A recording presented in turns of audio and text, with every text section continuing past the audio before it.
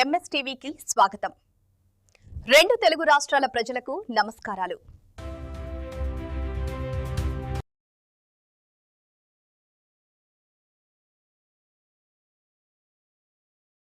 Welcome to MS media. ఈరోజు బొత్తులపల్లి గ్రామ సర్పంచ్గా గెలిచినటువంటి ఏస పుష్పకారిని ఇంటర్వ్యూ చేయడానికి వచ్చినాం, కొత్తగూడెం మండలం. నమస్తే మేడం. నమస్తే. చెప్పండి మేడం, మీకు కాంగ్రెస్ పార్టీ తరఫున టికెట్ ఇచ్చినందుకు, మీరు గెలిచినందుకు ఎలా ఫీల్ అవుతున్నారు? మన గ్రామ ప్రజలకు ఏమని సమాధానం చెబుతున్నారు? ఎంఎస్ న్యూస్ ఛానల్ బృందానికి నా యొక్క ప్రత్యేక ధన్యవాదాలు. నాకు ఈ సర్పంచ్ టికెట్ ఇవ్వడం సీతక్క గారి నాకు టికెట్ ఇచ్చినందుకు సీతక్క గారికి ప్రత్యేక ధన్యవాదాలు తెలుపుకుంటున్నాను. కాంగ్రెస్ పార్టీ నుంచి టికెట్ దొరికినందుకు నేను చాలా ఆనందంగా గర్వపడుతున్నాను. నన్ను సర్పంచ్గా గెలిపించుకున్న మా యొక్క గ్రామ ప్రజలు కూడా నేను ప్రత్యేక ధన్యవాదాలు తెలుపుకుంటున్నాను. మీ వంతు నా ప్రజలకు నా వంతు సహాయక సహకార్యాలు అందిస్తానని నేను మాటిస్తున్నాను. వచ్చినా కానీ నా దగ్గరికి వచ్చి చెప్పుకుంటే నేను వాళ్ళ కష్టానికి నేనే నిలబడి వాళ్ళ సమస్యను పరిష్కరించడానికి నేను ముందు నిలబడతానని మాటిస్తున్నాను. ఓకే మేడం, గెలిచారు కదా, గెలిచిన తర్వాత మీ గ్రామానికి ఎటువంటి అభివృద్ధి సంక్షేమ కార్యక్రమాలు అందించారు? నేను గెలిచిన తర్వాత మా గ్రామంలో సీసీ రోడ్స్కి శాంక్షన్ పెట్టామండి. అవి సీసీ రోడ్స్ శాంక్షన్ వచ్చినాయి. తర్వాత మా పక్క జీపీ అయిన బక్కచింతలపల్లి గ్రామం, అది చాలా మారుమూల ప్రాంతం. దానికి అభివృద్ధి కార్యక్రమాలు ఇంతవరకు గతంలో ఉన్నటువంటి ప్రభుత్వం నుంచి ఏమీ సహాయ సహకారాలు అందలేదు. కానీ ఇప్పుడు మేము గెలిచిన తర్వాత ఫస్ట్ ఆఫ్ ఆల్ దాంట్లో ఆ గ్రామానికి బక్కచింతలపల్లికి మేము సీసీ రోడ్లు పోయడం జరిగింది. గ్రామ ప్రజలు చాలా ఆనందంగా ఉన్నారు. సీసీ రోడ్డు పోసిన తర్వాత ఆ యొక్క గ్రామానికి బక్కచింతలపల్లి గ్రామానికి ఆ స్కూల్ బిల్డింగ్ కూడా శాంక్షన్ అయింది. దాని వర్క్ కూడా కంప్లీట్గా వస్తుంది.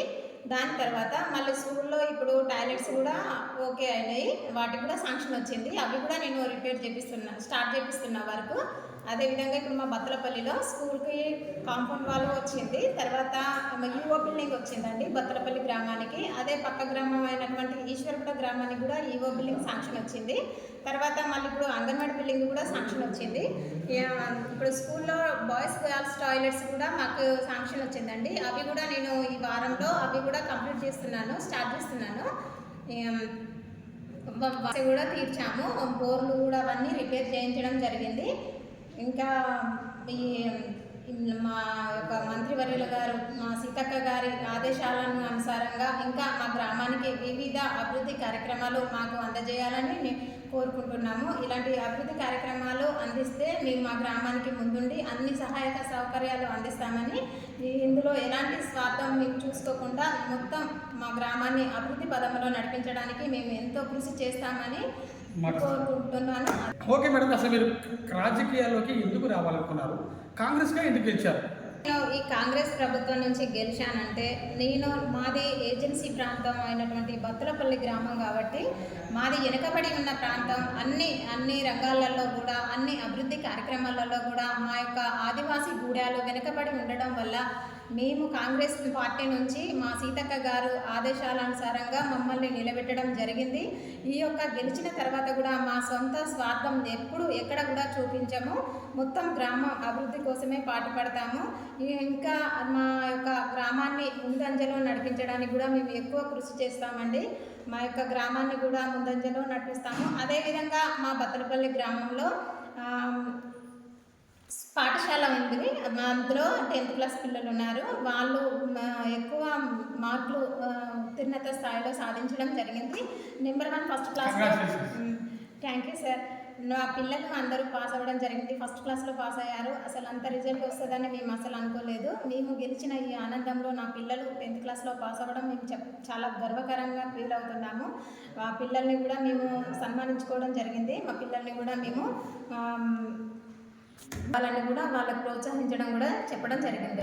కాంగ్రెస్ సెక్యూరిటీ పథకాలు ప్రవేశపెట్టింది కదా, మీ గ్రామానికి ఎన్ని పథకాలు అందిని, ఇంకేమైనా అందాల్సినవి ఉన్నాయా? కాంగ్రెస్ పార్టీ నుంచి మా యొక్క ఉచిత పథకాలను అమలు చేయడం జరిగింది. మాకు ప్రజలందరికీ ఉద్దేశించి మా యొక్క ముఖ్యమంత్రి సీఎం రేవంత్ రెడ్డి గారు ఆదేశాలనుసారంగా ఇచ్చిన హామీలను నెరవేర్చుకోవడం కూడా జరుగుతుందండి. అవి ఉచిత బస్సు సౌకర్యం మహిళలకు అందించడం జరిగింది. అదేవిధంగా సన్నబియ్యం రైతులకు సన్నబియ్యం అందించడం జరిగింది. చాలా సంతోషంగా వాళ్ళు వండుకొని తింటున్నారండి. వాళ్ళు ఇంతకుముందు దొడ్డు బియ్యం తినేవాళ్ళు ఈ రేషన్ బియ్యంతోనే. రేషన్ బియ్యం అంటే ఎందుకు దొడ్డు బియ్యం అనేవాళ్ళు. కానీ ఇప్పుడు మా కాంగ్రెస్ ప్రభుత్వం వచ్చిన తర్వాత సన్న బియ్యం అంటే రేపు బియ్యం ఇస్తున్నామంటే ఇవాళనే పోయి లైన్లో నింటున్నారు వాళ్ళు. చాలా సంతోషంగా బియ్యం తీసుకోవడం జరుగుతుంది. అదేవిధంగా ఉచిత కరెంటు ఇప్పుడు ఒక కుటుంబానికి 0 కరెంటు బిల్లు కూడా ఇవ్వడం జరుగుతుంది. ఉచిత కరెంటు అందిస్తున్నారు. రైతులకు రైతు రుణమాఫీ కూడా చేయడం జరిగింది. ఆ రైతులు చాలా ఆనందంగా ఉన్నారు. బోనస్లు కూడా ఇవ్వడం జరుగుతుందండి. అది కూడా ప్రాసెస్ వెళ్ళిపోయింది. ఈ యొక్క మొక్కజొన్న సొసైటీ నుంచి కూడా ఇంతకు ముందంటే వాళ్ళు రైతులు ఈ ఊర్లలో ఉన్నటువంటి సేట్లను దళాలను నమ్మకంతో ఉండి వాళ్ళు ఇక కాంటాలు కొట్టడం వల్ల రైతులు పండించిన పంట అమ్ముకోవడానికి కూడా చాలా ఇబ్బంది పడేవారు. కింటాకి ఇంతని వాళ్ళు అది కాంటాల చొప్పున తీసేవారండి. అట్లా రైతులు చాలా ఇబ్బంది పడ్డారు. కానీ ఇప్పుడు సొసైటీలు అనేటివి ఏర్పడ్డ తర్వాత ప్రజలు చాలా సంతోషంగా సరే ఒక 2-3 రోజులు అటు ఇటు లేట్ అయినా కానీ చాలా సంతోషంగా వాళ్ళు సొసైటీ ద్వారా అమ్ముకోవడం జరుగుతుంది. అదేవిధంగా రైతుకి అందులో బోనస్ కూడా కల్పించడం మా గవర్నమెంట్ మాకు చాలా ఆనందంగా ఉంది. రైతులు కూడా చాలా సంతోషపడుతున్నారు. మేము ఈ సొసైటీలో ధాన్యం అమ్ముకుంటున్నాం, మాకు మళ్ళీ భరోసాగా మాకు రైతులకు బోనస్ రూపంలో మళ్ళీ మాకు ఎంతో అంతో కల్పిస్తుంది గవర్నమెంట్ అని కూడా వాళ్ళు చాలా ఆనందంగా ఉన్నారండి. 2029లో మళ్ళీ తిరిగి కాంగ్రెస్ ప్రభుత్వమే వస్తుందని అనుకుంటున్నారు. తప్పకుండా అనుకుంటామండి. మా వంతు కృషి ఖచ్చితంగా చేస్తాము. కాంగ్రెస్ ప్రభుత్వం ఖచ్చితంగా రావాలండి. మళ్ళీ మా రేవంత్ రెడ్డి గారే సీఎంగా రావాలని కోరుకుంటున్నామండి. మీ గ్రామంలో కొన్ని రోజులుగా మీరు పడే ప్రధాన సమస్య ఏమైనా ఉందా? మా గ్రామంలో తప్పకుండా మేము గెలిచినప్పటి నుంచి మా ప్రజలు కూడా అదే కోరుకుంటున్నారు. ఒకళ్ళ భూమి ఇంకొక రైతు మీద రైతు బంధు డబ్బులు పడుతున్నాయండి. వాళ్ళు భూమి అటు ఇటు మార్చి వాళ్ళు చేసుకోవడం జరిగింది గత ప్రభుత్వంలో. అవి భూ సర్వే ద్వారా కొలిపించుకొని ఎవరి భూమి వాళ్ళకి చెందాలి, మా భూమి మాకుంది కదా, మా భూమి వరకు మాకు డబ్బులు పడ్డా చాలని వాళ్ళు చాలా ఇబ్బంది పడుతున్నారు. మేము ఈ విషయం మేము మినిస్టర్ మేడం గారికి కూడా చెప్పడం జరిగింది. రైతు సర్వేని పంపిస్తా అన్నారు. ఈ భూమి సర్వే చేసిన తర్వాత మా రైతులు చాలా ఆనందపడతారండి. వారి యొక్క భూమి వేరే వాళ్ళ పేర్ల మీద రైతుల పేరు మీద వాళ్ళు పట్టా చేసుకోవడం జరిగింది. అవి కూడా మేము సర్వే చేయించి మార్పించాలని కోరుకుంటున్నాము. తొందరగా ఇది మేము మీ దృష్టికి తీసుకొస్తున్నామండి. ఇది మాకు ఈ సమస్య పైన పరిష్కారం దొరకాలని కోరుకుంటున్నాము.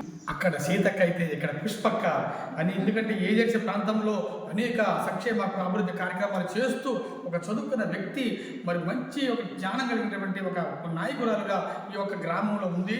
ఆమె ఇంకా ఈ గ్రామాన్ని అభివృద్ధి పథకంలో కనిపించాలని మేము మనస్ఫూర్తిగా కోరుకుంటున్నాం. Thank you, congratulations, heartily welcome MS మీడియా, ప్రతి చోట ప్రజల మాట.